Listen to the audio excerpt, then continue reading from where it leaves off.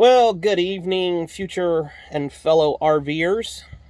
I wanted to do a video today about some of the top things you will need to get started in RVing. And I know there's many videos that you can watch on YouTube about the top 10 things you need. I'm not sure how many items will be on my list. I don't have a written list, so we'll just go through them as I think of them. Also wanted to let you know that I've been a little bit under the weather, so if I seem like I may have a cold, it's probably because I have a cold. So even living and working on the RV life, you're still subject to getting sick, unfortunately. But we'll work our way through it, and I appreciate you guys taking the time to watch and comment below. Now so remember, I would like to invite you to like the video and subscribe to the channel. Both are free to you. It costs nothing to like, it costs nothing to subscribe. And that way you'll get notified of future posts that I make. So let's see. Some of the things you need to get started RVing. Number one, you need an RV. So that kind of goes without saying, right? But it's often overlooked by the YouTube videos that I've seen. You need an RV. So that gets back to some of the earlier episodes that I've posted on, which is there's no perfect RV. If you wait to find your perfect RV, you'll spend all of your time waiting.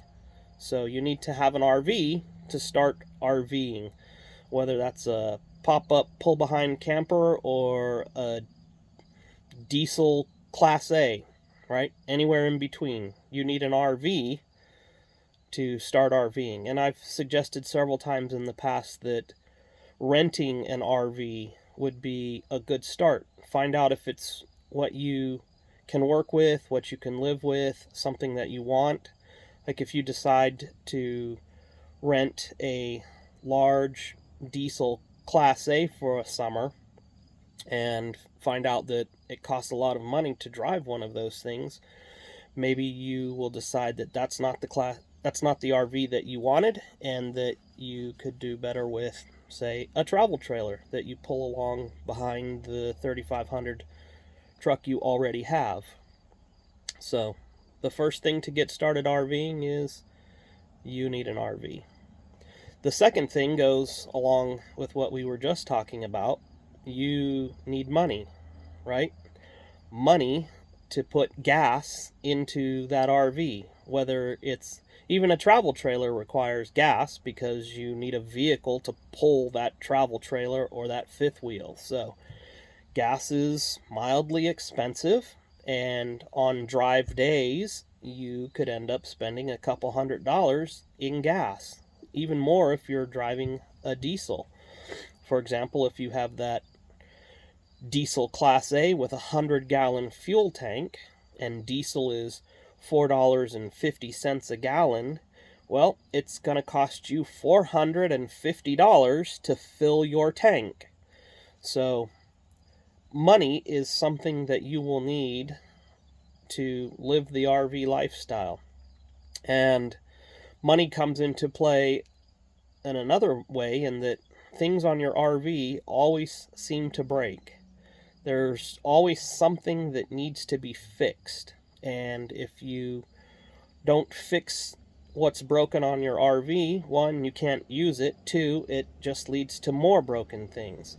So you need to have the money to do the maintenance on the RV, which is also why I suggest maybe that you rent, right? If you're just going to use the RV during the summer, why have it sit in your driveway or pay money for it to be at a storage unit for the other 9 months out of the year? You're making payments on it, plus you're paying to store it, plus you're still paying to fix it, right?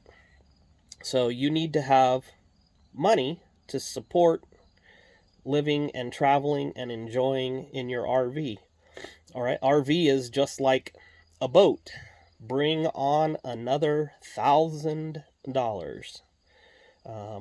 So you need the RV, and you need money for gas to move around, and you need money for repairs, and you need money to replace the RV tires, right? Those seem to blow out a lot more often than you would expect. So maybe you need a tire pressure monitoring system. Well, those cost money too. So money goes with RVing. You can save money by when you get where you're going, parking and staying where you want to vacation. That usually can end up saving you some money, but drive days are usually expensive days. So I would suggest that when you are driving around, that you minimize the drive time and you maximize the stay time. Stay somewhere with a pool, with a laundry, with full hookups, right? So you can run the water, you can run the air conditioning, you can dump your tanks. But those full hookups, they also cost money. So it costs money to stay at RV parks. So again, there's a third reason that you need money to RV. What else do you need?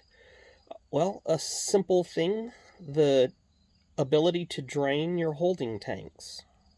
You need a sewer hose, and you probably need 2 sewer hoses, because some places, some parks, some camping experiences, a single hose, whether it's 10 feet or 20 feet, might not reach from your sewer connection on your RV to the dump station's connection.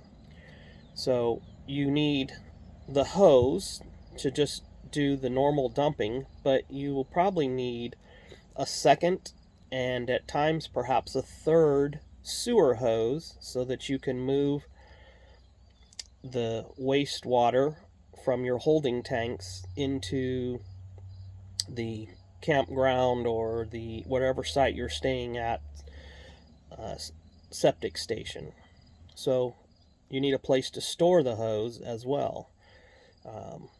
You need a little bit of money for the gloves that you'll wear to keep your hands out of the sewer water when you're dumping your holding tanks. You need a water hose, right? Not a garden hose. I mean, it'll work.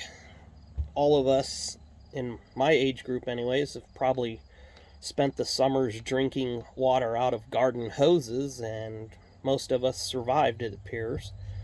But you need a water specific hose, and if you're not camping where water freezes all the time, you could just get a standard RV water hose. They're usually white, or they may be blue, or they may be white and blue, but you'll need a water hose. And just like with the sewer hose, some connections to the campground or the facility's water point are going to require more than a 10-foot length of hose. So you probably want to have a 50-foot length of hose, a 20-foot length of hose, a 10-foot length of hose, and the ability to connect all of those hoses together to get water from the water point either into your holding tank and then use the water in your RV with your water pump, or to just use the city water hookup. So you'll need a couple hoses for water. Those are some of the things that you need. I would say that you would also need like the chalk blocks for your wheels, so that when you park and you get leveled, that you can chalk your wheels so to prevent the RV from rocking back and forth or from rolling. If you have a motorized RV, it's probably not going to roll when the engine's turned off, but you can use your chalk blocks on those tires as well, just to prevent any shaking. And then jack pads. So if you have an automatic leveling system in your RV, you don't want those jack pads coming down into the dirt, the grass, or the gravel. You can put your jack pads under them to keep them out of the dirt. Now, if you're camping on a concrete pad, that's probably not too much of an issue, but you'll need some leveling blocks and jack pads. And that is pretty much all you need to get started. And most of that requires money. So, living and boondocking, right? Boondocking is not free because you had to get there, so it took gas. You have to have propane or solar paneling to provide energy to your RV. So, I would say that beyond just having an RV to get started RVing, you will likely need money, and then you will need those sewer hose connections. You will need the water hose connections. You probably should have a pressure regulator for your water hose. You don't need anything fancy. You can get the inexpensive preset ones. The pressure is usually set on those between 40 and 50 psi, so you can get an inexpensive pressure regulator. And then you have your chalk blocks and your leveling pads, and then you just need to have a good attitude, right? Because on the RV life, things change. You have plans, but the weather doesn't cooperate, the RV doesn't cooperate. Things just seem to not cooperate at times. So you need to be able to be flexible and just have an in general good attitude and understand that things will go wrong, things will break, and you can be miserable and complain about it and fix it, or you can be happy and fix it. Right? The choice, whether you're miserable or happy, is up to you. Just know that you will need to be flexible. So, thanks for tuning in. Leave your comments below if you have any. I look forward to reading and responding. And we'll see you out and about in the campgrounds and, boondocking places. Bye.